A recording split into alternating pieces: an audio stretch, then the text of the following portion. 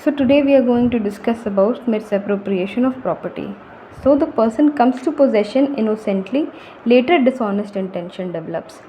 So suppose A finds a mobile phone lying on the road, and uh, and A could not find the owner of the property or any person around that phone. So he takes the property and goes back home. Later he develops an intention to keep it. That is what dishonest misappropriation of property is.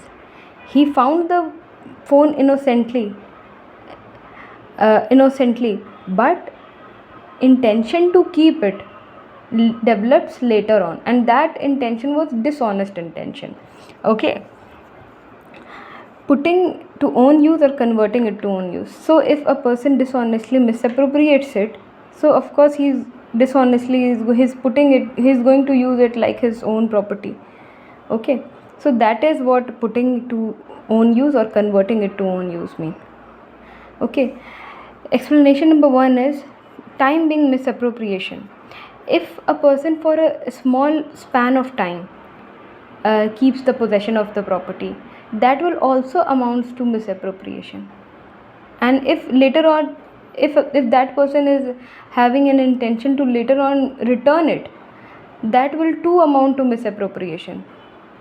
Okay, so for a time being also, if a person misappropriates a property, that will be a misappropriation. So explanation number 2, abandoned cannot form a subject matter of misappropriation of property. Like if somebody has already abandoned the property, nobody is the owner of that property, so you cannot, if and then a person finds it and takes to his possession, that will not amount to misappropriation of property. So property must be owned by somebody. The person should be the owner of the property. Okay, if we are going to make a person liable under 403, we must fulfill this essential also, that property must be owned by somebody. Finder must wait for a reasonable time. If the person finds the property, so he must wait for a reasonable time as to the nature of as per the nature of the property, or as per the fact and circumstances of the case, that he must wait for a certain period of time and make an inquiry, a genuine inquiry about, to find who the true owner of the property is. So if he does so, okay, and in good faith believes that the real owner cannot be found, and if he is doing all these things, making an inquiry also, and waiting for a reasonable time also, and if although he did all these things but he could not find the real owner, then we can say that he is not dishonestly misappropriating the property, because he has given every ounce of his effort to find the owner, but the owner could not be found.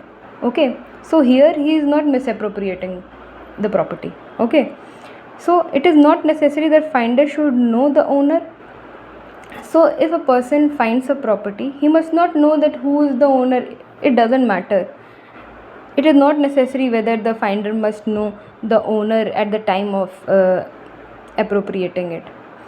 But if a person who finds a thing and knows that the thing that he has found is not his own, it will amount to misappropriation. Okay, so the moment a person is possessing a thing, okay, or for a time period, for a very short span of time, for a time being only, that will amount to misappropriation. But when will it not amount to misappropriation? When he has waited for a reasonable time, he has made all the requirements or all the necessary inquiries about the owner, and still he cannot find the owner, then he is not going to be liable under 403. But if he has if he forgoes these things and still makes the property and convert to his own use, that will amount to a dishonest misappropriation. Okay, this is all about 403.